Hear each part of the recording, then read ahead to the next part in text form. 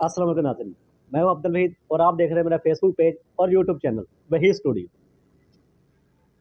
नाज़रीन, कहने को तो हम एक आज़ाद मुल्क हैं और आज़ाद मुल्क के बाशिंदे हैं और आज़ादी से सांस ले रहे हैं, लेकिन हकीकत कुछ और।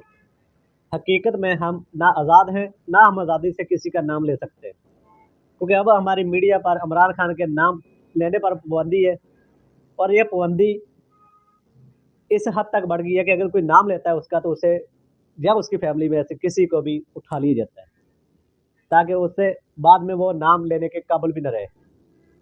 और इसी पर मेरे पास एक वीडियो आई है, वो वीडियो आपके साथ शेयर करता हूँ।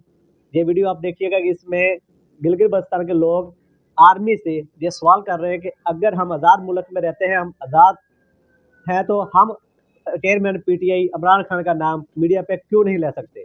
ये वीडियो देखें, मज़ीद बात इसके बाद। सवाल ये है कि हम एक आज़ाद मुल्क में रह रहे हैं, क्योंकि ये पाकिस्तान एक आज़ाद मुल्क है। तो पाकिस्तान में जो भी अपने हक के लिए आवाज़ उठाता है, हमने ये देखा है कि उसको घर से उठा लेते हैं। तो दूसरा सवाल ये है कि तो हमारी मर्जी हम जिसका भी नाम उठाए, तो चेयरमैन पीटीआई का नाम उठाने पर पाबंदी क्यों है? हमारी मर्जी, ये आज़ाद मुल्क है, हमारा मुल्क है, तो क्यों? इसका जवाब प्लीज।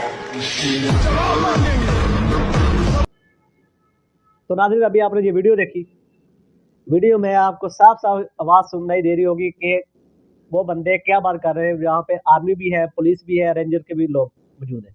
वो उन सबसे यही बात कर रहे हैं कि अगर हम आज़ाद हैं, तो आज़ादाना तौर पर हम इमरान खान का नाम क्यों नहीं ले सकते?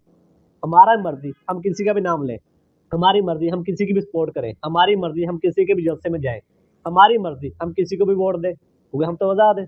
तो आज़ाद बंदा कुछ भी करे, वो उसकी अपनी आज़ादी होती है। तो आज़ादी में कोई बंदा उसे नहीं रोक सकता। लेकिन अफ़सोस के साथ हम तो आज़ाद हैं ही नहीं।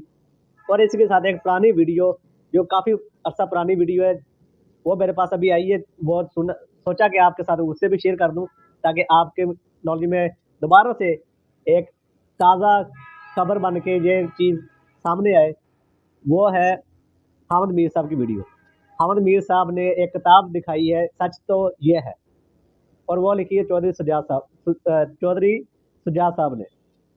तो चौधरी शुजात साहब ने जो किताब लिखी है, इसमें उन्होंने लिखा है कि 2002 का जो इलेक्शन हुआ था, वो फिक्स इलेक्शन था और 2008 का इलेक्शन भी फिक्स था। और उसमें बाकायदा उन्होंने एक अमेरिकी बंदे का रेफरेंस भी डाला हुआ है। वो वीडियो फुटेज भी आपके साथ शेयर करता हूँ, ये वीडियो फुटेज भी देखें, बाकी बात उसके बाद। चौधरी शुजात हुसैन साहब कहते हैं 2008 का इलेक्शन फिक्स्ड था, उसमें धांधली हुई। 2002 में परवेज मुशर्रफ ने उनकी पार्टी मुस्लिम लीग काफ को जिताने के लिए धांधली की। 2008 में परवेज मुशर्रफ ने मुस्लिम लीग काफ को हरवाने के लिए धांधली की। अब आप सबूत मांगेंगे, तो ये ले सबूत। चौधरी शुजात हुसैन साहब की किताब है सच तो ये है, और इस किताब का जो आखिरी पेज है, उस आखिरी पेज पे चौधरी साहब ने रिचर्ड आर्मिटेज की गवाही पेश की है। एक अमेरिकन ऑफिशियल थे जिन्होंने चौधरी साहब को बताया कि जनाब, आपको हरवाने के लिए परवेज मुशर्रफ ने और तारिक अजीज ने धांधली की थी और इसमें हमारी भी मर्जी शामिल थी, क्योंकि हम उस इलेक्शन को क्रेडिबिलिटी देना चाहते थे। 2008 के इलेक्शन को क्रेडिबिलिटी देने के लिए काफ लीग के कुछ जो बड़े नाम थे उनको हरवा दिया गया। तो नाज़रीन, जैसा कि शुरू से हमारे मुल्क में आपने ये वीडियो देख ली, और इसके बाद जैसा कि आप ये सोचें कि हमारे मुल्क में हमेशा से इलेक्शन ही सिलेक्शन होता आ रहा है, तो अब हम क्या ये मान सकते हैं कि 8 फरवरी का इलेक्शन होगा, सिलेक्शन नहीं होगी? तो अगर ये इलेक्शन होगा, तो उम्मीद है कि जीतेगा वही जिसे अवाम वोट देगी। और अगर सिलेक्शन हुआ, तो जैसा कि नज़र आ रहा है कि सिलेक्शन ही है, और अवाम भी यही कह रही है कि नवाज शरीफ अगला वज़ीर-ए-आज़म बन चुका है, क्योंकि बिना मुआहदे के नवाज शरीफ पाकिस्तान नहीं आता। और अगर आया है, तो ज़ाहिर बात है इसमें कुछ तो लॉजिक ज़रूर होगा।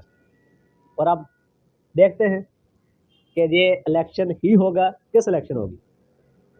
मुझे दीजिए इजाज़त। अल्लाह निगहबान। पाकिस्तान जिंदाबाद।